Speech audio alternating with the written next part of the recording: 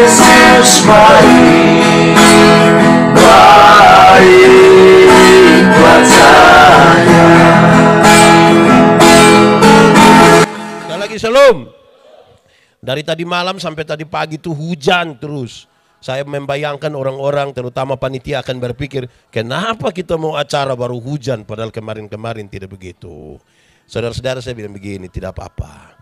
Hujan itu mengajarkan kepada kita paling tiga hal, paling tidak tiga hal. Satu, hujan mengajarkan kepada kita supaya duduk semakin rapat. Ya, kalau tidak hujan itu anak masing-masing nanti duduk di sudut-sudutnya. Tadi saya datang kita semua rapat di situ. Itu karena hujan. Kita bicara Ovalangga, bicara tentang kepelbagaian walaupun kita Rotendao semua, tapi kita berbeda-beda. Kadang-kadang sudah rapat saya belum tentu hati sama. Amin kok. Iya, kadang-kadang kita duduk di sini tapi pikiran dan perasaan ada di tempat lain. Amin. Nah itu karena itu kita rapat, duduk sama-sama. Kedua, hujan mengajarkan kepada kita supaya berteriak itu makin keras. Harus. Perubahan zaman ini terlalu kuat. Kadang-kadang kita belum siap untuk perubahan yang ini. Perubahan berikutnya sudah datang. Suara-suara kebenaran dan kenabian gereja kalau tidak diperdengarkan lebih kuat, lebih keras, kita harus jujur, kita kalah terhadap perkembangan zaman. Kita kalah. Ketiga, ini teka-teki dulu di Rote. Waktu masih kecil-kecil ada teka-teki bilang begini. Jatuh di bawah, cari di atas. Apakah itu? Jatuh di bawah, cari di atas. Apakah itu? Ya, hujan ke atap bocor. Kan paling dia menetes di sini kan kita cari begini. Tidak mungkin dia menetes di bawah terus kita cari. Tidak tahu bocor di mana. Saya kira tidak begitu ya. Jatuh di bawah, cari. Segala sesuatu yang terjadi di kolong langit ini harus cari jawabannya dari atas. Kalau kita cari di dunia kita tambah masalah. Apalagi bagaimana orang bertanya, Yesus mati dan bangkit. Bagaimana seorang itu dapat menebus dosa semua umat manusia. Kalau cari jawaban di bawah kita tambah masalah. Harus cari jawaban dari apapun yang saudara alami. Kenapa sepu istriku model begini? Cari jawaban di. Kenapa sepu suami model begini? Cari jawaban di. Ada yang sempat bertanya begitu? Ada juga? Ya tidak apa-apa. Baik, saudara-saudara, pembacaan ini menarik. Saudara tahu, Tuhan Yesus baru dibunuh mati itu kira-kira hari Jumat. Semua orang dengan dia. Murid-murid itu mereka juga ketakutan. Tidak ada orang yang berani untuk menyatakan dia siapa dalam hubungan dengan Yesus. Saudara tahu itu kondisi yang sangat rumit. Baru hari Jumat. Langgar 2 hari kemudian. Masuk hari ketiga. Pagi-pagi benar. Pagi-pagi benar. Maria keluar dari rumahnya. Menuju ke kubur itu. Saya tanya saudara. Dulu sudah ada listrik. Sudah ada kok belum? Berarti terang atau gelap? Maria menuju ke kubur itu pagi-pagi buta. Orang-orang bilang, di kubur banyak setan. Betul? Orang-orang bilang, di kubur banyak. Betul kok tidak? Betul kok tidak? Tidak kok betul? Betul kok tidak? Betul di kubur banyak setan? Tidak juga. Setan ada di mana-mana. Di dalam gereja juga ada setan kok tidak? Di sini ada setan kok tidak? Mana? Nah, itu dia soal itu. Kata orang di kubur banyak setan. Dia pergi mengalahkan ketakutannya. Dia pergi ke sana. Orang bertanya, kenapa Maria seberani itu? Kenapa Maria seberani itu? Jawabannya ringan saudara. Maria Magdalena, kalau kita baca di Lukas pasal 8 ayat 2, dia adalah seorang perempuan yang pernah Tuhan Yesus sembuhkan dari 7 roh jahat. Pengalaman perjumpaan dengan Tuhan Yesus itu membuat dia mengalahkan ketakutannya.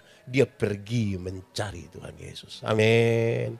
Saya tanya saudara dulu, saudara pernah punya pengalaman dengan Tuhan Yesus? Ini soal serius saudara. Kenapa? Karena tipis antara pengalaman pribadi dengan Tuhan Yesus.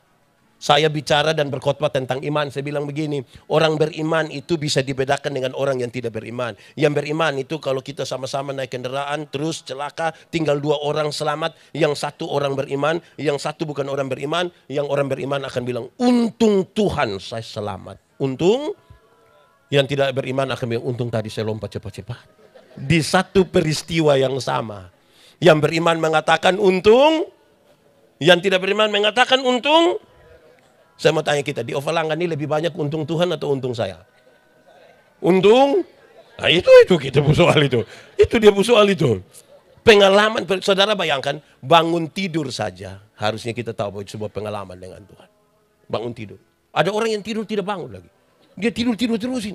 Saudara masih bangun ke tidak? Masih? Atau tidak tidur memang? Masih bangun pengalaman dengan Tuhan, saudara. Kalau tiap-tiap hari kita mengaku itu, saya kira kita punya pengalaman itu dengan Tuhan. Maria pergi ke situ. Dia pergi dengan sebuah harapan. Walaupun hanya akan berdiri di depan kubur itu. Walaupun hanya akan berdiri di depan kubur itu. Itu sudah cukup baginya untuk sedikit meringankan dia punya perasaan. Sampai di sana. Perasaan itu tambah enak atau tambah sedih? Tambah sedih. Saudara kira kalau cari Tuhan sampai sana langsung enak? Belum tentu. Kita rencana mau cari yang enak sampai di sana persis seperti Maria. Berharap bisa melihat saja kubur yang tertutup itu. Tapi sampai sana mayat Tuhan Yesus tidak ada. Sudah jauh-jauh lagi jalan. Gelap-gelap lagi. Pergi sampai di situ. Tidak ada apa-apa. Saya mau tanya saudara. Pernahkah saudara mengalami sesuatu di mana saudara sudah betul-betul mati-matian tetapi ternyata nol? Pernah alami? Manusia sering dihadapkan pada 3 kondisi. Pertama.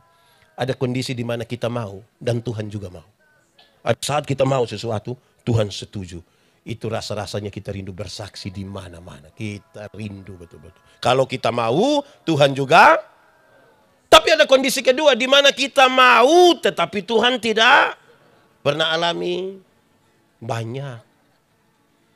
Kita mau ini, Tuhan bilang tidak. Waktu Tuhan tidak mau, apa yang saudara pikirkan? Marah kan? Saudara, katanya Tuhan itu baik, kenapa begini? Kadang-kadang kita protes, kadang-kadang kita bandingkan. Tuhan dia yang di sana saja tidak pernah gereja. Tiap hari ganti mobil, Grab. Tapi kita pikir dia lebih baik dari kita. Ya kira-kira begitu. Tapi ada kondisi ketiga. Tuhan mau, tapi kita yang tidak mau. Ada kondisi di mana Tuhan mau sesuatu, tapi kita tidak. Contohnya bagaimana? Gampang. Anggap saja kita sementara marah sama satu orang. Di Overlangga ini semua damai-damai kah? Tidak bertengkar satu sama lain. Aman. Amin. Sedikit lagi dunia kiamat khusus Overlangga ini. Sedikit lagi. Katakanlah saudara marah sama seseorang. Terus Tuhan kan bilang begini. Hei, kamu dua tuh jangan baku marah. Kamu dua jangan baku marah. Kamu dua mesti saling mengampuni. Kan Tuhan mau kita saling mengampuni. Nah ini berat. Setiap kali kita bilang ampuni dia. Pak saya mau ampun tapi... Setiap kali. Pernah alami itu? Saudara pernah marah seseorang? Dia ada duduk di sini? Ada kok tidak? Coba lihat dia coba. Kenapa semua lihat saya? Saudara marah saya. Ya, saudara kan tidak enak. Tapi Tuhan bilang ampuni. Waktu Tuhan bilang ampuni saudara. Pengampunan itu satu paket dengan pendamaian. Banyak orang mau mengampuni. Tapi tidak mau berdamai. Banyak yang mau berdamai. Tapi tidak mau mengampuni. Yang mau mengampuni tapi tidak mau berdamai itu kira-kira begini. Dia suka ucapkan ini kalimat. Dia bilang begini, Pak Pendeta. Untuk marah saya tidak marah. Untuk marah saya tidak marah. Dia mau datang juga silahkan. Kok ini ada rumah di sini. Tapi untuk saya pergi ke dia maaf. Maaf. Pernah dengar itu kalimat? Atau sendiri omong? Mau mengampuni tapi tidak mau berdamai. Tuhan mau tapi kita tidak mau itu dia seberat itu. Kedua. Ada yang mau berdamai, tapi tidak mau mengampuni. Itu yang bagaimana? Itu sama kayak anak kecil. Anak kecil itu kalau main kelereng tiba-tiba dua berkelahi, bertengkar. Dia punya papa datang, damai. Damai. Ini yang kau pun kakek, damai. Itu dia damai itu. Anak-anak itu. Cium. Ini yang kau pun saudara. Besok yang kau susah bukan kelereng yang tolong. Saudara yang tolong. Cium. Itu dia cium. Gitu. Berdamai mau tapi tidak dengan pengampunan. Amin. Di Overlangga ada begitu. Yang baku marah terus bilang sudahlah kita sama-sama orang rantau mari saudara. Pernah alami begitu? Nah itu dia pun soal. Kita jauh-jauh datang sampai di situ dan ternyata tidak menemukan seperti yang kita mau, saudara. Sudah melewati tantangan, ada setan lagi. Saya mau tanya kita dulu. Saya tanya ini di mana-mana, saudara. Saya berharap di Bali ini jawabannya beda. Kita takut setan atau setan takut kita? Boleh jawab. Kita takut setan atau setan takut kita? Setan takut kita. Berarti perang lawan setan kita menang. Amin. Yakin? Wih. Saya mau kasih saudara, kerinduan kita, setan takut kita. Kenyataan membuktikan kita takut setan. Iya. Tapi saya mau tanya orang, kita takut setan atau setan takut kita? Atau kita dengan setan bakas takut? Kadang-kadang kita kasih takut setan, kadang-kadang setan kasih takut kembali kita. Saudara tahu, orang kalau ketakutan, saya berharap ini akan memberi jawab pada tema kita, hidup baru dan bercahaya. Orang tidak hidup lagi dituntun oleh ketakutan, apalagi ketakutan terhadap setan. Orang kalau ketakutan itu biasa sembarang. Saya mau tanya kita dulu. Kalau tangan kanan gatal artinya? Artinya? Kalau tangan kanan gatal artinya? Dapat uang. Wih, kalau orang tangan kanan gatal artinya dapat uang, itu orang koreng, itu kaya raya. Itu bukan tangan kanan saja yang gatal, semua gatal habis itu. Ay, siapa yang ajar kita? Kalau tangan kanan gatal dapat uang berarti resesi itu gampang. Tinggal semua. Siapa ajar kita, saudara? Alkitab bilang begini, satu-satunya cara untuk dapat berkat ialah kerja. Apa? Kerja bukan bagatal. Siapa ini? Tidak begitu. Saudara, yang menarik kita, kalau kita belajar dari surat Paulus kepada Efesus, dia bilang begini, doa-doa orang percaya itu seperti panah-panah api yang tembak roh-roh jahat di udara dan perjatuhan itu. Iya toh? Berarti iblis takut doa orang percaya, karena ada Tuhan yang berkuasa di situ. Amin. Tapi banyak ibu hamil keluar malam dan tidak berdoa. Dorang ambil paku 10 sentimeter. Di Bali sini ada. Ada yang begitu. Itu siapa punya istri, coba. Angkat kita jujur-jujur. Saya kadang-kadang heran ini. Kalau iblis takut paku, maka semua gaji itu beli paku saja. Kadang-kadang itu sini taruh paku lagi, sisir besi lagi, gunting lagi. Sebenarnya itu kepala ke toko bangunan itu. Kita juga pusing di situ. Wih, repot betul ya. Aneh. Ini kalau di Timor, di Rote, ini saya yang bawa kita ingat-ingat kembali. Kalau ada anak kecil baru lahir tuh, sumontok-montok lagi, menggemaskan lagi, bagus sekali. Tahu sendiri orang Rote Puana tuh. Orang kepingin cium. Celana bagus, baju bagus, kancing 3. Dia pun mama tambah apa di sini? Dia pun mama tambah apa? Itu tambah genok untuk apa? Tambah untuk ini hidup dalam galap ini yang begini nih. Saya melayani di pedalaman timur, terus satu malam mau ke Kupang. Dari tempat saya pelayanan ke Kupang itu kira-kira 180 kilo. Jam 9 malam ambil motor naik, ibu pendeta naik, kami pun anak umur 1 tahun ibu gendong. Pas mau jalan beberapa orang bilang, "Bapak, yo jangan lupa taruh genoa." Saya bilang, "Untuk apa?" "Usir setan." "Lu yang setan sudah." Setan. Satu saat minggu kedua bulan Desember kami ada di gereja. Hujan belum turun di minggu kedua Desember itu menggelisahkan. Takut musim kering nanti akan bermasalah sekali. Saya bilang kepada beberapa orang di gereja, hujan belum turun Dorang bilang, "Proyek Pak, proyek." Jadi saya heran apa hubungan proyek dengan hujan. Demikian Bapak, ini ada orang tutup hujan Bapak. Hei, tutup bagaimana? Proyek pemerintah banyak di akhir tahun, jadi orang tutup hujan. Saya bilang, hujan bisa ditutup? Bisa. Bagaimana cara tutup hujan? Saya bayangkan penjelasannya ilmiah. Ilmiah artinya masuk akal dan bisa dipertahankan terus menerus. Saya bayangkan awan hitam yang berkumpul tebal itu kita tembak pakai sinar laser kah? Atau pakai efek kaca pantul cahaya. Kira-kira begitulah. Ternyata bukan itu yang dia maksud. Bukan Bapak. Lalu, permisi Bapak. Kita tinggal buang pakaian dalam di atas rumah. Hujan tidak turun. Saya bilang itu celana dalam merek apa itu? Di sini ada yang bisa tutup hujan. Aneh, kita pun cara hidup ya macam begini nih. Biar merayakan Paskah berkali-kali pun kita tidak jadi. Tidak jadi. Jangankan itu saudara. Yang biasa bawa mobil, ini driver dong nih. Apalagi di timur, di Rote dong pulari oto nih ngeri. Tabrak ayam, lewat. Tabrak kambing, lewat. Tabrak babi, lewat. Tabrak kucing, lewat. Lewat. Takut tuh. Baru kucing takut.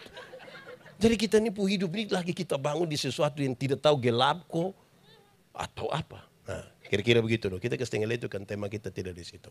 Saudara, Maria sampai sana. Mayat Yesus tidak ada. Maria menangis sejadi-jadi. Menangis sejadi-jadi. Dua malaikat itu yang begini. Ibu, kenapa ibu menangis? Siapakah yang engkau cari? Pertanyaannya saudara, kenapa Maria menangis? Kenapa Maria menangis? Bahkan itu bukan menangis main-main itu. Jawabannya ringan saudara. Karena Maria lupa janji Tuhan. Kesedihan yang sangat besar itu membuat Maria lupa kepada janji Tuhan. Berkali-kali, ada 4 kali Tuhan Yesus bilang begini, anak manusia akan diserahkan. Disiksa sampai mati. Tapi dia akan bangkit pada hari yang ketiga. Kesedihan yang besar dari Maria membuat janji itu dilupakan. Kadang-kadang kita punya masalah. Dan betapa sulitnya kita percaya pada janji Tuhan. Saya mau tanya, saudara punya masalah? Punya? Tidak usah omong. Saya lihat yang ini muka masalah semua. Masalah ialah kesenjangan antara harapan dan kenyataan. Harapan menikah dengan dia. Ternyata dia nikah dan kita pun teman. Harapan menikah umur 28. Kenyataan, 36. Ini masalah. Masalah tiap hari. Soal bukan soal. Masalah bukan masalah. Sikap kita terhadap masalah yang biasanya jadi masalah. Salah satu sikap dari itu adalah percayakah kita kepada janji Tuhan atau tidak. Satu-satuan bilang begini, hei, berilah 1/10 dari hasil pertamamu, lihatlah, bahkan ujilah aku. Lihat, bejana pemerahanmu akan berlimpah-limpah dengan buah anggurnya. Amin. Saudara percaya pada janji itu? Betul-betul percaya? Yakin? Saudara lihat kalau makin besar kita makin ragu dengan janji Tuhan. Contoh, 10.000 perpuluhan berapa? Kasih kok tidak? Pasti kasih. 1.000. Tuhan kasih naik. 100.000 perpuluhan? Masih kasih? Kasih kok hanya 10.000. Kacang itu ya. Tuhan kasih naik 1 juta perpuluhan? Masih kasih? Kasih kok hanya 1 lembar bila perlu dia pegang di ujung saja. Pakai batok lagi. Tuhan kasih naik 10 juta perpuluhan. Waktu perpuluhan 1 juta masih kasih. Masih kasih. Kenapa saudara mulai beda pendapat? Mulai makin besar kan kita makin khawatir toh. Angkat 1 juta di tangan kiri, 9 juta di tangan kanan. Dia lihat ulang-ulang. Lihat 2-3 kali terus dia bilang, Tuhan juga mengerti. Makin besar kita makin ragu dengan Tuhan. Saya bayangkan saudara-saudara, kita pun keraguan dengan Tuhan ini lebih besar. Bahkan orang justru percaya pada sesuatu yang sebenarnya tidak juga masuk akal. Saya mau tanya saudara, saya lahir besar di Soe. Kalau saya cerita tentang Soe, saudara percaya atau tidak? Percaya. Kalau saya lebih banyak cerita tentang Surabaya, saudara percaya atau tidak? Kenapa saudara tidak mau percaya? Lahir di Soe, lebih baik cerita tentang Soe daripada cerita tentang Surabaya. Kenapa Pak Pendeta omong begitu? Saudara dengar. Banyak orang dari mulutnya mengaku dia orang percaya. Mengaku orang Kristen. Mengaku orang yang beriman kepada Tuhan. Tapi dia pemulut. Lebih banyak cerita tentang setan. Contoh. Jalan malam pas lihat pohon besar goyang. Saya bilang, Pak. Itu Pak. Dari dulu Pak. Ada nona satu di situ pakai baju putih. Bayangkan. Padahal pohon memang hanya tergoyang segitu. Sakit sedikit. Pasti orang bikin. Hai orang ini dia mau suanggi juga lihat-lihat orang lah. Tidak semua kita hanya dia mau karena suanggi sehabis ini. Jadi mulut kita bicara tentang Tuhan. Tapi iman kita sebenarnya tidak ditujukan kepada Tuhan. Orang akan gampang lupa pada janji Tuhan. Terlalu banyak yang Tuhan janji. Tapi belum tentu kita lakukan. Saya kasih contoh buat kita saudara. Janji-janji Tuhan itu yang kita lakukan itu menunjukkan sebuah kehidupan yang baru. Kalau saudara baca Yohanes pasal 14. Tadi kita nyanyi, Yesus jalan kebenaran. Jangan berhenti di ayat 6. Lanjut sampai ayat 12. Barang siapa percaya kepadaku, melakukan pekerjaan-pekerjaan yang aku lakukan. Jadi kalau kita mengaku percaya pada Tuhan Yesus, yang Tuhan lakukan itu kita lakukan. Tanda hidup baru. Pikiran, perasaan semua mengikuti apa yang Tuhan mau. Saya kasih contoh. Satu saat Tuhan Yesus urus seorang perempuan berzina yang kena tangkap. Supaya nanti kalau ada yang berzina lah, urus pakai cara Tuhan Yesus sudah. Ini perempuan berzina kena tangkap. Ini menurut hukum setempat, dia harus dilempar dengan batu sampai mati. Orang-orang kampung bawa datang. Tuhan Yesus bilang begini, siapa rasa diri tidak berdosa, silakan angkat batu, lempar duluan. Ada yang lempar? Tidak ada. Mereka pulang. Tuhan Yesus tanya, orang di mana? Sudah pulang Bapak. Hah, engkau? Pergilah dan jangan berbuat dosa lagi. Waktu Tuhan bilang engkau pergi dan jangan berbuat dosa lagi, Tuhan Yesus tidak kompromi dengan dosa. Dosa tetap dosa. Tetapi kepada perempuan pendosa ini, Tuhan Yesus beri kesempatan baru. Masa lalu tidak bisa dirubah. Tapi sekarang masa depan bisa dirancang di dalam nama Tuhan. Amin. Saya mau tanya suami-suami dulu. Suami-suami, bapak-bapak. Kalau satu saat ketahuan istri berselingkuh dengan teman kantor, bisa urus pakai cara Yesus? Ini kan murid Yesus semua. Bisa urus pakai cara Tuhan Yesus? Bilang kepada istri, bilang, ibu, pergilah dan jangan berbuat dosa lagi. Beneran. Weh, kita orang rote tidak. Pergilah dan jangan pulang lagi. Saya mau tanya ibu-ibu dulu. Ibu-ibu. Ibu-ibu. Kalau satu saat ketahuan suami berselingkuh dengan teman kantor, bisa urus pakai cara Tuhan Yesus? Bisa. Cari suami terus bilang, papa, pergilah. Dan jangan berbuat dosa lagi. Pasti papa bilang, puji Tuhan. Banyak ibu-ibu di NTT tidak begitu. Ketahuan suaminya berselingkuh, dia berdiri baik-baik di muka pintu, berpakai bahasa Kupang, dia bilang, lu kira lu sendiri yang bisa? Jangan lihat umur begini Bapak, tapi berapa yang kecewa. Ini kalau cara urus begini nih kita susah selesai. Kita susah selesai. Mulut kita bicara tentang Tuhan, tapi kita tidak percaya apa yang harus kita lakukan. Amin kok. Satu saat Tuhan Yesus urus seorang yang ini saya khotbah di Rote ini. Orang bertengkar baku rampas jabatan. Dan nanti kalau ada yang bertengkar baku rampas jabatan, jadi ketua Ovalanga. Saudara-saudara, murid-murid sementara bertengkar, siapa yang terbesar di antara mereka? Yakobus bilang dia, Petrus bilang dia, Andreas bilang dia. Tuhan Yesus tidak marah. Jabatan itu kebutuhan. Tapi prosesnya menjadi penting. Tuhan Yesus ambil satu anak kecil, taruh di antara mereka. Terus Tuhan Yesus bilang begini, barang siapa mau menjadi yang terbesar di antara kamu, hendaklah dia menjadi yang selesai. Tidak pakai pendekatan dan sapa-sapa. Saya ingat waktu itu saya bilang begini, tahun 2009 kan saya ketua Panwaslu.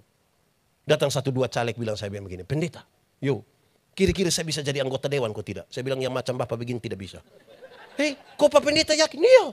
Bapak ini saya minta tolong jadi penatua diaken yang hanya urus 20 kakak, saya Bapak tidak mau. Sekarang Bapak mau urus kami yang begini banyak, saya yakin tidak bisa. Habis pemilu ternyata dia tidak terpilih. Dia datang cari saya dengan Bapak, yo, ternyata Bapak pemulut panas betul. Saya bilang ini bukan soal panas, Anda yang tidak terbiasa setia dengan perkara kecil. Firman Tuhan berkata, kalau engkau setia pada perkara-perkara yang kecil, kepadamu dianugerahkan. Anugerahkan itu berarti duduk diam-diam kok dia kasih. Bukan pas pemilu baru datang kasih bilang, kita 2 saudara. Saudara apa muka beda? Kan tidak bisa begitu. Setia dulu pada, jadi kalau dikasih tanggung jawab itu, ya urus dulu begitu. Itu kita percaya kepada Tuhan. Satu saat Tuhan Yesus urus sebuah dilema pajak. Dilema pajak ini Tuhan Yesus dengan cara yang agak luar biasa. Tuhan Yesus mulai dari pertanyaan. Bolehkah membayar pajak kepada kaisar atau tidak? Ini pertanyaan, jawabannya gampang, efeknya berat. Kalau mereka tanya Yesus, boleh bayar pajak kepada kaisar atau tidak? Kalau Tuhan Yesus bilang, boleh bayar pajak kepada kaisar. Ribuan orang pengikut Yesus akan meninggalkan Yesus karena pajak terlalu berat. Tapi kalau Tuhan Yesus bilang tidak boleh bayar pajak kepada kaisar, maka Tuhan Yesus akan dianggap memprovokasi masyarakat untuk lawan pemerintah. Pasti dia ditangkap. Tuhan Yesus bilang tunjukkanlah kepadaku koin untuk pembayaran pajak itu. Gambar dan tulisan siapa ini? Kaisar. Berikan pada kaisar apa yang wajib kamu berikan pada kaisar. Tapi berikan pada Tuhan apa yang wajib kamu berikan pada Tuhan. Itu bukan soal perpuluhan. Itu bukan soal persembahan uang. Gambar dan tulisan siapa ini? Kaisar. Karena pada uang ini adalah gambar dan tulisan kaisar, kasih kaisar. Tapi Alkitab mengatakan, kamu adalah gambar dan tulisan Allah. Berikan uangmu pada kaisar, tapi berikan dirimu pada Tuhan dan bukan uangmu. Supaya jangan ada orang bilang, Pak Pendeta, saya memang tidak pergi ke gereja Bapak, tapi saya pun persembahan pergi Bapak. Di surga tidak ada kios jual Indomie itu, tidak ada. Supaya kita pun diri yang pergi, bukan uang yang pergi. Itu serius itu. Jadi saudara lihat, banyak orang akan sangat bersusah hati menyelesaikan persoalan-persoalannya karena dia melupakan janji Tuhan dan tidak bisa untuk melakukan apa yang Tuhan mau. Lalu apa yang dilakukan? Dia menangis, dia lupa janji Tuhan. Dia balik belakang. Dia lihat Tuhan Yesus di situ. Waktu dia lihat Tuhan Yesus, harusnya kan dia datang cari ini Tuhan Yesus. Dia kenal Tuhan Yesus ke tidak? Tidak kenal. Dia tidak kenal. Bahkan Tuhan Yesus bertanya. Tuhan Yesus bertanya, Ibu, kenapa engkau menangis? Dia tidak kenal. Kenapa sampai Maria tidak kenal Tuhan Yesus? Kenapa Maria tidak kenal Tuhan Yesus? Padahal yang dia cari itu Tuhan Yesus. Kenapa sampai dia tidak kenal? Jawabannya adalah, dia sementara pergi ke situ mencari Tuhan Yesus yang mati. Maka ketika Tuhan Yesus berjumpa dengan dia dalam keadaan hidup, dia tidak kenal Tuhan Yesus. Karena dia cari Tuhan Yesus yang, saya mau tanya kita ini cari Tuhan Yesus yang hidup atau yang mati? Yang hidup atau yang mati? Yakin? Betul? Oke, kita uji. Kursi ini hidup atau mati? Karena dia mati kita bisa atur dia menurut yang kita mau. Meja hidup atau mati? Karena dia mati kita atur menurut kita mau. Ini apa lagi? Ini tenda hidup atau mati? Karena dia benda mati kita atur menurut kita mau. Sekarang saya tanya, Tuhan Yesus hidup atau mati? Hidup atau mati? Karena dia hidup kita tidak bisa mengatur dia menurut yang kita mau. Tapi saudara lihat, ada banyak orang ingin mengatur Tuhan seperti apa yang dia mau. Seperti Tuhan itu benda mati. Coba saudara periksa 10 doa terakhir dari saudara. Bagi yang tahu berdoa. Yang tidak berdoa dia mau periksa apa. Coba periksa 10 doa terakhir. Saudara tahu. Kita pun doa-doa tuh kadang-kadang kita ingin mengatur Tuhan untuk mengikuti apa yang kita mau. Banyak orang berdoa itu 1 menit pertama itu pujian. Tuhan engkau dahsyat, luar biasa, engkau baik. Itu 1 menit pertama. Masuk menit kedua itu daftar permintaan. Itu macam proposal begitu. Itu di permintaan 1, 2, 3, 4, 5, 10, 20, 30, 40, 50, 60, 70. Terus biasanya mau habis dia bilang, ampunilah segala dosa kami. Di dalam nama Yesus kami berdoa. Ada yang sebelum kata ampunilah, dia selalu bilang begini, sebenarnya masih banyak hal yang ingin kami pinta. 80 ini masih, tapi sudah, mintalah kepada Tuhan, tidak apa-apa juga. Tapi saudara tahu, kadang-kadang kita memaksakan kehendak. Kadang-kadang kita mau Tuhan ikut kita pun mau. Padahal doa itu saudara, supaya Tuhan bukan benda mati. Doa itu, kekuatannya adalah penyerahan total. Jadilah menurut kehendak. Kadang-kadang kita menangis total. Berteriak total. Tapi tidak menyerahkan total. Itu dia pun soal di situ. Kekuatan doa itu pada penyerahan. Tuhan, ini saya pun masalah, saya rindu Tuhan atur. Karena itu, doa supaya bukan Tuhan benda mati dan kita atur-atur. Doa adalah keputusan untuk kita masuk kepada apa yang Tuhan sudah kerjakan jauh-jauh hari sebelum kita berdoa. Jangan saudara pikir pas saudara amin baru Tuhan mulai kerja. Tuhan bekerja mendahului apa yang kita doakan. Jadi waktu saya berdoa, saya akan bilang Tuhan, jadilah menurut yang Tuhan mau. Kan begitu. Doa itu relasi, bukan kata. Doa itu relasi. Kalau relasi yang baik itu kan tidak perlu dengan kata-kata yang terlalu luar biasa kan. Kalau saya dengan Gustaf kami dua kenal baik, kami dua punya relasi. Saya jalan kaki, beliau naik motor, ketemu saya di jalan. Tanpa saya minta dia berhenti, tanpa saya minta. Pendeta, mau pergi mana? Naik, karena kami dua saling kenal. Bayangkan kalau kami dua tidak ada relasi, kami dua tidak saling kenal. Saya jalan kaki, beliau naik motor, ketemu saya di jalan. Dia berhenti, tapi dia tanya saya, ojek kok Pak? Relasi lebih penting dari kata-kata. Kita kadang-kadang terlalu banyak kata-kata sampai kita kira Tuhan jawab doa, kita paksa-paksa Tuhan. Tuhan jawab doa bukan karena desakan kita. Relasi yang baik memungkinkan kita berkata-kata dengan ringan. Menurut saudara, saya kenal sepupu istri kok tidak? Kenal toh? Kami dua ada relasi kok tidak? Nah, karena kami dua punya relasi, saling kenal. Permintaan saya kepadanya ringan. Mah, bikin teh dong sayang. Gelas kecil saya. Jangan terlalu banyak gula, papa takut sakit gula. Kan cara mintanya begitu. Karena kami dua saling kenal. Tidak mungkin saya minta teh di sepupu istri, saya bilang, Mama! Buatlah segelas teh. Jangan terlalu banyak gula ya. Papa takut sakit gula. Wih, pas habis mertua tanya, lu sehat? Jadi doa itu relasi. Yang memungkinkan kita tidak memaksa Tuhan ikut kita pun mau. Kita kadang-kadang ini cari Tuhan yang mati. Jadi kita mau atur-atur Tuhan nanti Tuhan setuju dengan saya pun mau. Atur-atur Tuhan. Itu dia soal. Serius itu saudara. Dia tidak kenal Tuhan. Kedua, dalam kaitan dengan itu saudara. Maria bahkan menuduh Tuhan. Saudara lihat orang ketika ada dalam masalah. Yang dia cari Tuhan Yesus. Dia tuduh lagi. Dia kira salah kenal ini. Terus dia bilang, jangan-jangan engkau yang mengambil mayat Tuhanku. Ini omong sembarang ini. Menurut saudara mayat Tuhan Yesus dicuri. Lalu kenapa Maria yakin sekali kalau itu penunggu taman yang mencuri? Padahal dia sementara bicara dengan Tuhan Yesus. Saudara lihat, kalau kita tidak kuasai diri, masalah bisa membuat kita tuduh orang dan omong sembarang. Tuhan menciptakan manusia itu 2 mata, berapa telinga? Berapa mulut? 1. Ulang, berapa mata? Berapa telinga? Berapa mulut? Dia pun kepentingan banyak. Salah satunya, lihat 2 kali, dengar 2 kali, omong berapa kali? Lihat ulang-ulang, dengar ulang-ulang, bicara berapa kali? Tapi kita di NTT itu ada orang yang tidak ada mata, tidak ada telinga, tapi dia pun mulut 7. Omong tahu-tahu, padahal tidak tahu apa. Tidak ada orang yang terlalu pintar sampai tahu semua hal. Tidak ada. Pintar itu selalu terbatas. Bodoh itu yang tidak ada batas. Meleleh saja dia mengalir. Bodoh itu suka mengalir saja. Ini orang bodoh bagi-bagi sedikit lah. Terlalu. Pintar itu selalu mengerucut pada satu hal. Saudara kalau ke rumah sakit.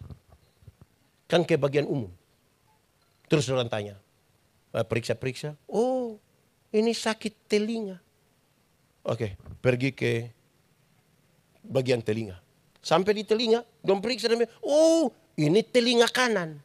Kita pergi lagi ke bagian telinga kanan.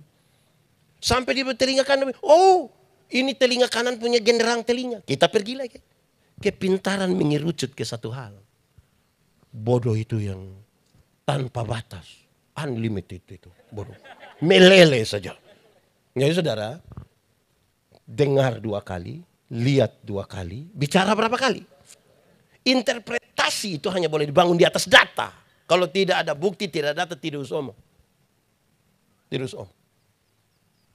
Ini ada satu laki-laki dewasa, perempuan dewasa. Dorang 2 bukan suami istri. Dorang 2 masuk satu kamar, kunci pintu, kasih mati lampu. Saudara duduk begini. Terus saya datang tanya, siapa di itu kamar? Saudara bilang, Pak ini dan ibu itu. Pertanyaan kedua, dorang 2 ada buat apa di situ? Orang yang biasa omong sembarang tuh akan bilang, tahu sendiri apa? Tahu sendiri apa? Kok saya tidak tahu dong buat apa? Kenapa paksa saya tahu dong buat di sini? Saya kadang-kadang kita pusing lah dengan itu barang itu. Harusnya waktu saya tanya, dorang 2 ada buat apa di situ? Cukup jawab, minta maaf pendeta, saya tidak tahu. Kalau bilang tahu sendiri, itu positif atau negatif? Iya negatif. Kalau mau tambah yang positif. Dorang 2 ada buat apa di situ? Minta maaf pendeta, saya tidak tahu. Kemungkinan besar dorang 2 ada berdoa Bapak. Saudara kok tidak yakin dorang 2 berdoa? Saudara ini pikir bagaimana? Dorang 2 ada berdoa lah di situ. Kita ini suka tambah-tambah, aduh. Akhirnya tuduh-tuduh orang. Itu biasa dimulai. Saudara kalau orang bicara sesuatu bisa dipertanggungjawabkan. Dorang ada bicara di situ misalnya. Dorang duduk di situ dan bicara. Terus ada orang datang dan bilang, mari. Terus kita lihat dari jauh orang. Itu dia bicara bisa dipertanggungjawabkan. Tapi yang tidak bisa dipertanggungjawabkan itu, dia datang langsung dia bilang, sudah dengar kau belum? Ini mulai masuk ini. Terus dia bicara, ada yang datang. Nah, itu merusak ini Overlangga itu. Overlangga rusak dengan itu bahasa. Pernah terjadi kok Pak kedua di Overlangga. Saudara-saudara, itu kita soal itu. Nah, mari kita lihat. Lalu bagaimana sekarang? Ternyata Maria itu mata yang tertuju pada masalah. Tidak bisa melihat kemuliaan Allah. Biasa di penjara-penjara tuh para psikolog pergi bawa kertas putih satu, ambil spidol, mereka kasih tanda hitam di tengah, terus orang lihat, bilang kepada narapidana, apa yang kamu lihat? Ada titik hitam. Hanya itu yang kamu lihat? Iya. Betul hanya itu? Iya, betul. Kamu hanya lihat pada titik hitam sampai kamu lupa melihat bahwa ada sisi-sisi terang yang tidak tertulis yang sangat luas. Tapi mata yang hanya tertuju pada itu titik itu membutakan kamu untuk melihat kemuliaan yang besar. Kadang-kadang kita punya masalah dan kita kira itu masalah itu sudah bikin kita selesai kita hidup. Sambil kita tidak bisa melihat kemuliaan Allah yang sangat. Itu persoalan Maria. Dan persoalan itu saya kira ada juga pada kita. Hanya mengerucut pada persoalan. Sampai tidak bisa melihat kekuatan. Injil itu saudara, berita pembebasan. Bukan berita bikin takut. Bukan melihat pada masalah saja. Saya kalau berdoa kasih nenek-nenek yang sakit berat di rumah sakit. Saya pergi, saya bilang, nenek, kita mau berdoa. Silakan Pak Pendeta. Tapi mungkin saya doa habis nenek su mati. Tapi saya jelaskan, nenek, tapi nenek mati masuk surga. Kenapa masuk surga saya jelaskan. Oh, sudah Pak Pendeta, mati hari ini dan besok sama saja. Semua Tuhan punya. Bahkan berhadapan dengan kematian pun, dia siap. Itu pembebasan. Injil itu pembebasan. Bayangkan kalau itu nenek sakit berat terus saya sampai saya bilang, aduh nenek, aduh, itu dia mati sudah, itu nenek mati sudah. Belum waktu dia sudah selesai itu. Iya. Supaya yang lemah dikuatkan. Di Paskah ini saudara, ada banyak orang dari kota tapi bikin takut orang di kampung. Orang bawa ini film neraka. Putar, jemaat nonton. Pak Pendeta neraka, saya tidak pusing di neraka. Tapi saya tidak pusing. Saya masuk surga bukan karena ketakutan hukuman di neraka. Saya masuk surga, Tuhan Yesus mati bagi saya. Bukan bikin takut orang. Yang kasih takut orang itu setan. Itu yang suka. Wow. Saya biasa kasih contoh ini, ibu-ibu. Ibu-ibu, kasih makan anak yang usia 2 tahun gampang kok susah. Susah, dia lari-lari kan. Ibu-ibu ikut. Tidak lama ibu-ibu, anak kecil tidak bisa mengerti orang tua sedikit. Anak 2 tahun suruh mengerti dia mama yang 40 ini. Ini dapat dari mana? Anak tidak mau makan itu kasih tahu dia baik-baik. Nah, makan biar sehat. Ayo sayang, makan biar sehat. Ini anak tidak mau makan. Makan itu om dan wah. Itu om juga datang. Wah. Di Overlangga ini ada yang bisa kasih tahu anak. Wow.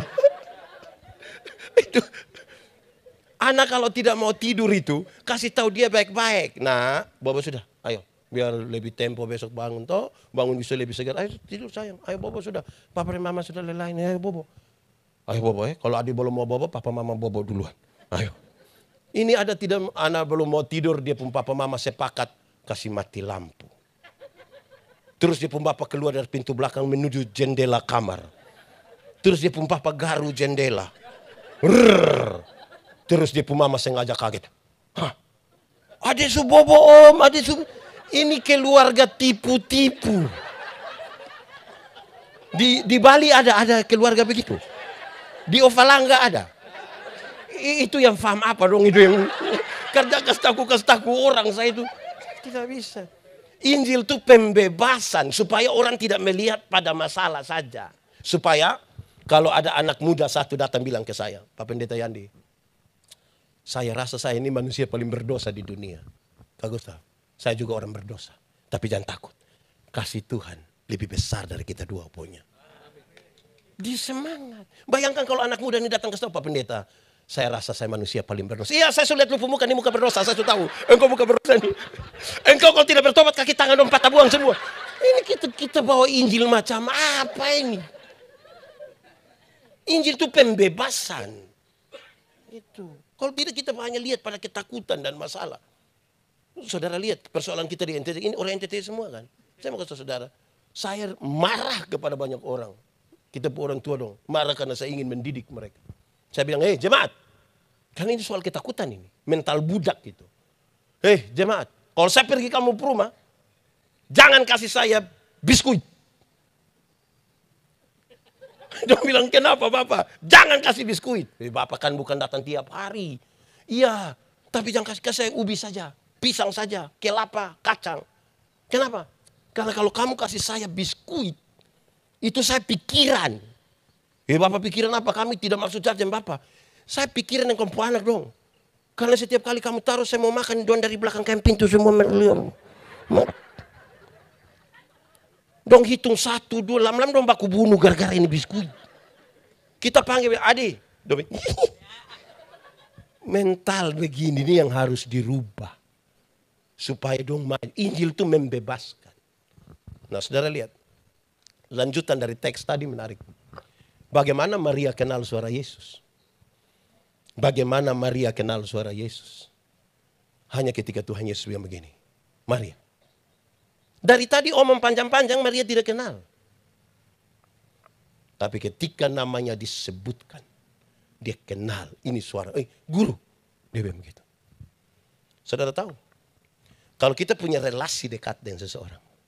Dia memanggil kita dengan cara yang berbeda. Dan kita tahu kalau dia memanggil. Dia tahu. Saya punya nama. Yandi. Tapi. Di KTP. Yosef Andreas.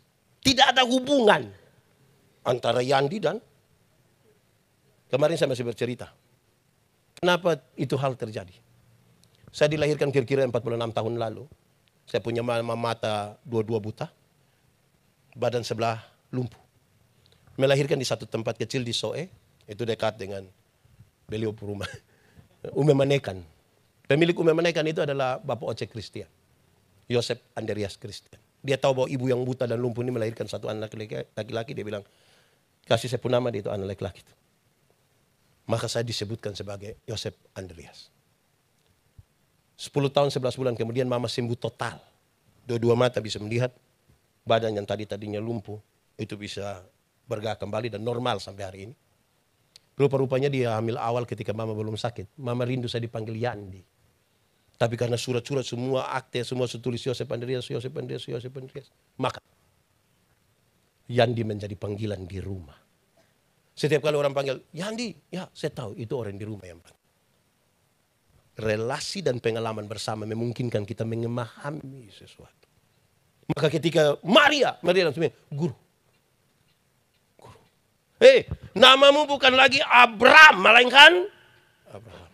Engkau bukan lagi Saulus, tapi nama dalam pengalaman perjumpaan. Engkau bukan lagi Yakub, tapi siapa? Israel. Pengalaman bersama memungkinkan kita punya nama yang berbeda. Kita tahu ketika nama kita disebutkan. Saya bilang begini, kita ini kadang-kadang saudara aneh. Saya berkhotbah di pedalaman Timor. Saya bilang begini, orang Timor itu kenal dua macam bunyi gong.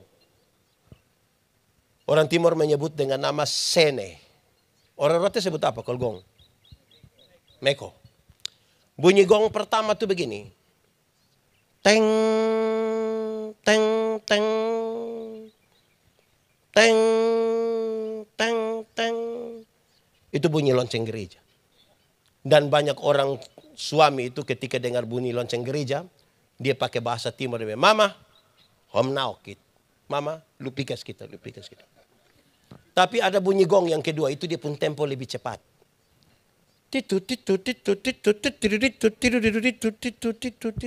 Itu bunyi gong apa tuh? Pesta. Waktu dengar bunyi gong pesta, suami-suami yang tadi bilang, Mama, hom naokit. Sekarang dia balik, Mama, hom paokit. Lu tunggu kau Bapak MP. Itu lusa baru dia pulang. Tapi suami-suami di Bali ini rajin gereja semua. Okay. Kenapa di ibadah hari ini nih yang paling banyak nih mama-mama? Kenapa? Ini mama janda semua. Saudara, kadang-kadang bapak-bapak donju satu. Kita pergi ketemu don di rumah, tidak pergi gereja terus kita bilang, Bapak, kenapa lepas mama sendiri pergi gereja? Kenapa bapak tidak pergi? Dia bilang, Bapak Pendeta, waktu bapak kasih nikah saya dan mama, kami dua telah menjadi satu. Jadi kalau mama sudah pergi, sama dengan bapak juga. Itu bapak memang sudah terlalu, betul itu bapak. Ini mama dong jus satu. Ini mama jus satu. Mama dong siap bagus-bagus ke gereja. Terus pendeta bilang, Ibu kenapa sendiri? Suami? Terus dia bilang, tahu sendiri teh. Tahu suami begini kenapa kawin dengan dia? Mau ambil resiko apa? Jadi ingat kita pun nama disebut ingat kita. Ada 2 rumah jauh dari gereja. Jauh dari gereja, dekat hutan. Yang satu punya anak perempuan, satu punya anak laki-laki. Yang punya anak perempuan pergi ke anak laki-laki, kasih tahu begini, Kak, hari-hari minggu tuh kakak tolong jemput kakak punya adik nona nih bawa ke gereja ke sekolah minggu Oke, siap. Ini anak datang, jemput yang perempuan, bawa ke sekolah minggu. Sampai sekolah minggu, yang perempuan ikut sekolah minggu. Yang laki-laki main kelereng di luar tunggu. Habis sekolah minggu pulang sama-sama. Beranjak ikut katekisasi di gereja. Yang laki-laki jemput. Antar ke gereja. Yang perempuan ikut katekisasi. Yang laki-laki duduk-duduk di luar. Tunggu terus pulang sama-sama. Rupa-rupanya mereka berdua jodoh. Setelah menikah yang perempuan terpilih jadi majelis gereja. Dia melayani di mana saja. Hujan, badai, tofan. Tetap suami setia antar. Tapi sampai tempat ibadah. Ibu masuk pimpin ibadah di luar, di dalam. Suami main kartu dan teman-teman di luar tunggu. Pas pulang sama-sama. Satu saat mereka meninggal, mati sama-sama. Waktu berjalan sampai pintu surga, Simon Petrus sudah berdiri di pintu surga. Lihat ini ibu datang, Simon Petrus bilang, "Shalom ibu, mari ibu silakan masuk." Lihat dia punya istri masuk, yang suami juga cepat-cepat mau. Pas suami mau masuk, Simon Petrus, Bapak sabar dulu. Hei sabar, Bapak sabar dulu. Hei, yang masuk itu saya pu istri. Betul itu Bapak pu istri. Lu tidak tahu itu saya pu istri. Tahu Bapak. Lalu kenapa tanya saya? Kan dari itu hari Bapak hanya antar-antar saja toh. Jadi ini hari Bapak antar saja Bapak pu tempat di sebelah itu. Saya mau tanya, ibu-ibu tadi ada yang suami hanya antar. Terus bilang nanti kalau sudah selesai WA biar saya jemput. Pulang kasih tahu beliau ada salam dari Simon Petrus. Nah, saudara lihat kisah lanjutan. Saudara, waktu tahu ini Tuhan Yesus, dia kan sangat senang kan? Dia kepingin peluk Tuhan Yesus. Dia kepingin berlama-lama di situ. Kepingin peluk, kepingin berlama-lama. Tuhan Yesus, hei, jangan sentuh aku. Jangan sentuh aku. Aku mau pergi kepada Bapakku dan Bapamu. Engkau pun tugas pergi. Bukan berlama-lama dengan saya. Pergi kau kasih tahu orang. Saya mulai dari pengalaman. Saya melayani kira-kira 5 tahun di Sabu. Sabu Mesara bagian barat. 3 tahun berturut-turut. Setiap hari. Kan saya tinggal di Pastori sendiri. Saya suka putar lagu-lagu penyembahan. Yang termasuk ujilah aku Tuhan dan seterusnya. Saya pun doa hanya satu, Tuhan. Kalau Tuhan berkenan, Tuhan datang. Kan saya sendiri.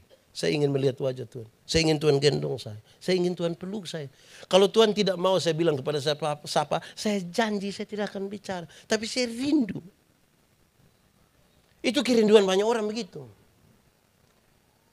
3 tahun kemudian, di satu hari saya berhenti berdoa seperti itu. Ketika saya baca Yohanes 14. Waktu Filipus bilang begini, Tuhan, tunjukkanlah kepadaku Bapa itu dan itu cukup bagi kami. Tuhan bilang apa? Filipus, setiap hari engkau bersama-sama dengan aku tapi engkau tidak mengenal aku. Engkau seperti orang tidak beriman. Engkau seperti orang yang tidak. Kerinduan saya melihat Tuhan itu kerinduan orang yang tidak percaya. Penjelasannya memuncak di ayat 12. Kalau engkau percaya kepadaku, engkau melakukan sesuatu. Iman itu dasar, landasan, fondasi dari yang kita harapkan. Harapan itu cita-cita, idealisme ke depan. Saudara mau jadi orang terkaya silakan, mau jadi orang paling apa silakan. Semua silakan. Tapi di atas dasar apa saudara bang? Supaya apa? Yang kedua, bukti dari segala sesuatu yang tidak kita lihat. Bukti itu apa? Para arsitek, waktu mereka ingin menggambar sebuah bangunan, mereka taruh dulu di sini yang tidak kelihatan. Gambar itu taruh pintu di mana, jendela di mana, kamar berapa, ukuran berapa, tangga di mana, emper bagaimana. Setelah ini beres di sini tidak kelihatan, baru mereka tuangkan di satu kertas yang bisa dilihat semua orang. Bukti dari yang tidak kelihatan. Setelah kelihatan, kerja, bangunan megah sudah bangun berdiri, sudah hebat-hebat. Orang mengagumi itu bangunan kan. Setelah orang kagum, saudara tahu. Titik-titik terkuat dari itu bangunan tidak diketahui oleh semua orang. Dia pencakar ayam di mana orang tidak tahu. Yang tahu siapa? Dimungkinkan hanya dua orang. Satu, orang yang menggambar. Yang kedua, tukang yang mengerjakannya. Orang lain melihat kekaguman di luar. Hanya Tuhan yang melihat apa yang menjadi landasan terkuat. Jangan berlama-lama dengan saya. Pergi dan beritakan. Saudara sekarang jadi soal ini. Beritakan ini. Tadi saya lihat yang main drama dong. Yang satu lari. Tuhan Yesus bangkit. Tuhan Yesus bangkit. Oh baik sudah. Nah kita ini sekarang beritakan apa? Saya pakai contoh ini. Kalau saya sebentar waktu saudara pulang. Saya bagi-bagi ke saudara uang masing-masing 100.000. Saudara senang kok tidak? Cerita orang kok tidak? Cerita. Oke. Kalau Tuhan Yesus mati bagi kita, lebih tinggi dari 100.000 atau lebih rendah dari 100.000? Lebih tinggi. Yakin? Pertanyaan kedua, sudah cerita orang. Dapat pulsa 5.000 seluruh jagat tahu. Jagat maya, jagat nyata dan dunia lain. Itu tahu semua. Dia foto itu pulsa masuk terus bilang, terima kasih Kak. Pulsa sudah masuk. Besok lagi ya. Itu pulsa 5.000. Tapi Tuhan Yesus mati bangkit bagi kita. Mulut berat untuk mengatakan kepada orang lain. Padahal kita mengaku dia maha. Pergi dan beritakan. Saya punya dua pengalaman. Saudara mungkin dengar di khotbah-khotbah saya. Tapi saya ingin bercerita. Ringan sekali orang memberitakan sesuatu. Saya pulang pelayanan dari Atambua. Saya memilih pakai bis malam. Itu sinar gemilan dari Atambua itu dia pulari memang mengerikan. Saya duduk dengan satu laki-laki, kami dua usia kurang lebih sama. Pas ini mobil, ini bis lari kencang-kencang itu saya bilang begini, Om, kira-kira kalau bis terbalik dan kita dua mati, Om yakin masuk surga kok tidak? Dia belum sembarang. Saya tahu bahwa dia ada dalam ketakutan. Saya bilang begini, Om, beta dulu begitu. Beta takut. Mati ini masuk surga kok tidak. Tapi setelah beta tahu. Tuhan Yesus itu lahir untuk beta. Mati untuk beta. Bangkit untuk beta. Naik ke surga untuk beta. Sekarang beta yakin. Mati dimanapun. Kapanpun. Dengan cara apapun. Beta yakin pasti masuk surga. Dia bilang kakak yakin. Iya. Kok kita ini siapa? Kalau sampai kita selamat itu hanya karena Tuhan mau berinisiatif bagi kita. Dia bilang. Bisa berdoa buat betaku. Kami dua di atas mobil sambil berdoa. Itu pengalaman pertama. Kedua, saya melayani di Kaineno, 15 km dari Oenlasi. Tidak usah cari di Google. Saya yakin saudara tidak dapat. Itu tempat susah sekali itu. Musim hujan, waktu zaman saya musim hujan itu, anjing sata tanam. Anjing. Itu dia pun kaki begini mau angkat sudah tidak bisa lagi. Saya mau pulang ke Soe, menuju Oenlasi. Rupa-rupanya ada satu nona orang Soe, kerja di Plan Internasional di Soe. Dia mau pulang, tapi kan ini perbatasan Amanatun Amnuban. Dia perempuan lagi, mungkin dia sedikit takut. 6:30 lah kira, jam 7 malam paling lama. Dia menunggu jangan-jangan ada orang mau ke Soe, bisa sama-sama. Dan tiba-tiba ada bunyi motor menuju dia, dan itu saya. Pas sampai di dia pun depan ini, mungkin dia takut saya lewat. Dia lompat ke tengah jalan. Dia bilang begini, Kak!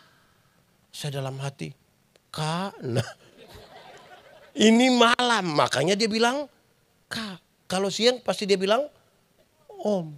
Saya yakin. Tapi sudahlah manfaatkan malam itu. Pas dia bilang, Kak. Saya bilang, iya dek.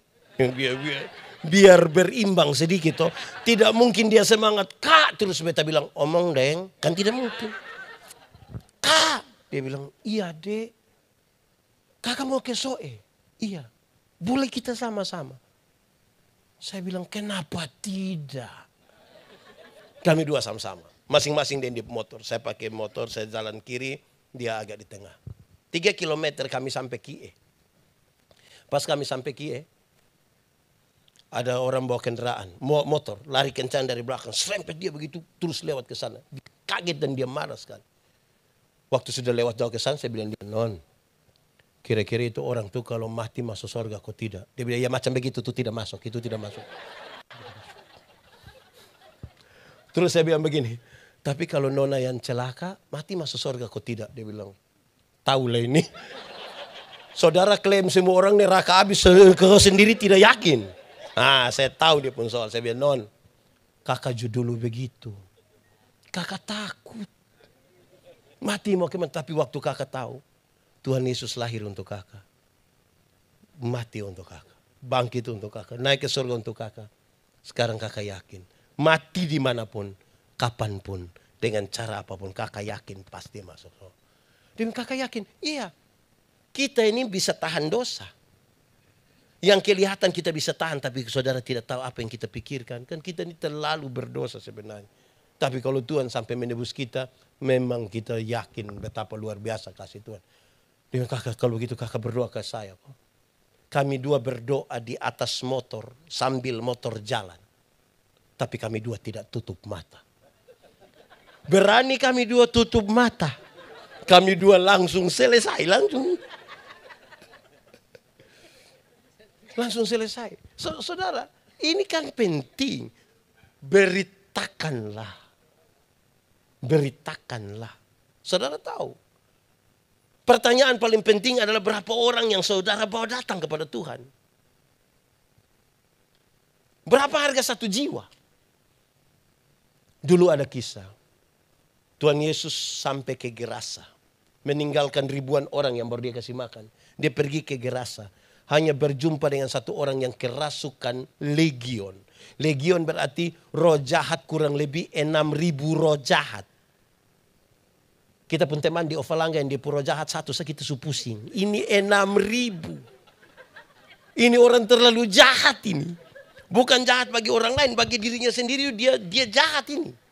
Dia titi-titi dia pun diri dan batu ini. Manusia jahat karena mana? Bagi beberapa orang, manusia yang macam begitu lebih baik mati. Waktu Tuhan Yesus turun dari perahu, dia datang, dia bilang begini. Yesus anak Allah yang hidup, apa urusanmu dengan kami? Roh jahat juga kenal nama Yesus. Berarti kalau kita baru sekedar kenal nama Yesus, kita belum beda dengan roh jahat. Kan roh jahat juga kenal. Alkitab mencatat. Di daerah-daerah itu ada penjaga-penjaga babi. Menjaga babi. Kira-kira berapa ekor? 2.000 ekor. Roh jahat itu meminta biar dong masuk ke dalam babi-babi itu. Tuhan Yesus kasih tinggal. Matilah 2.000 ekor babi. Penjaga-penjaga babi itu marah. Mereka kasih tahu orang-orang kampung datang usir Yesus. Pertanyaannya.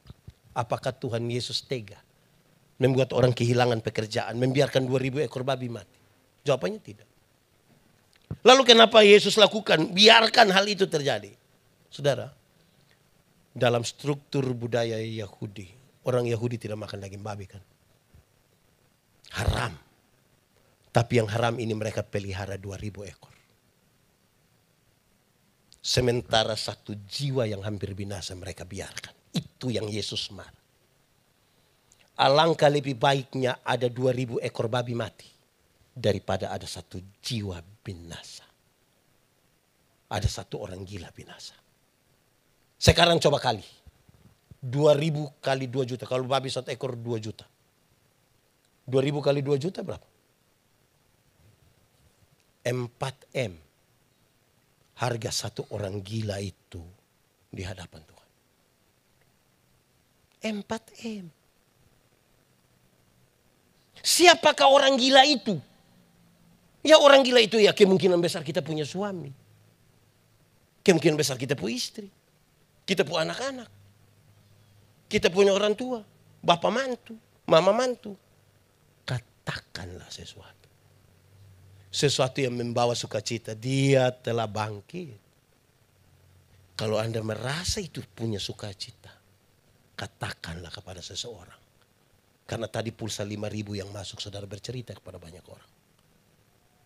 Sekarang Yesus bangkit bagi saya dan saudara.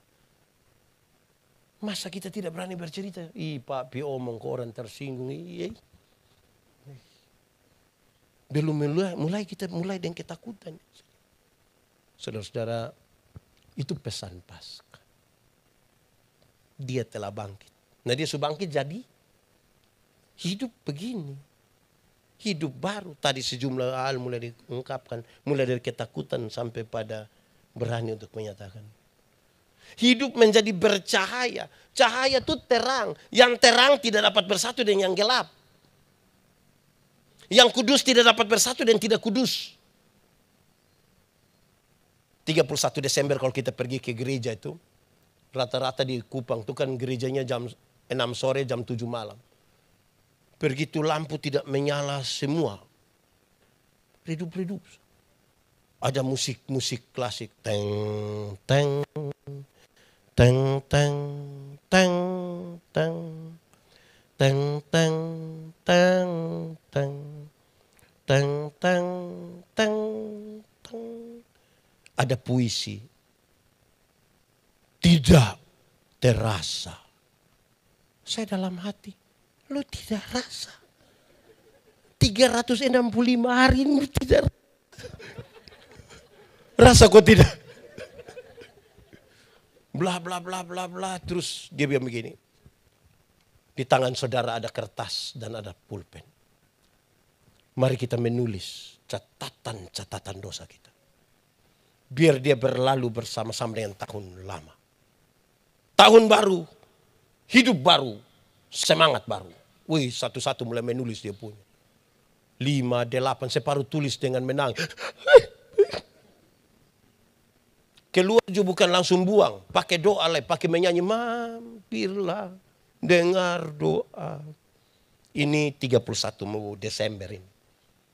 Masuk minggu kedua bulan Februari dia gila ulang. Lebih parah dari yang tahun lalu. Saudara, saya mau tanya saudara, kalau tadi kita di sini terang, orang di terang bisa lihat yang di gelap kok tidak? Bisa kok tidak? Tidak. Yang di gelap bisa lihat orang di terang kok tidak? Kenapa seringkali orang yang sudah terang dia kembali pergi gelap? Karena dia suka begini.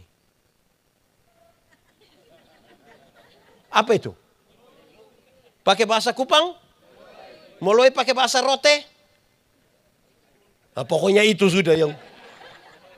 Kalau dia sudah begini tidak lama dia bilang. Di Bali sini ada yang tukang malui. Ada kok? Ada. Nah itu. Nah, mari sudah hidup baru, semangat baru, kita makin bercahaya di dalam Tuhan. Dan saudara lihat, kalau Anda dikenal dunia sebagai milik Kristus, maka Tuhan Yesus mesti kelihatan di dalam hidupmu. Supaya ketika dia lihat kita, ternyata orang yang tinggal dalam Kristus luar biasa. Selamat Paskah.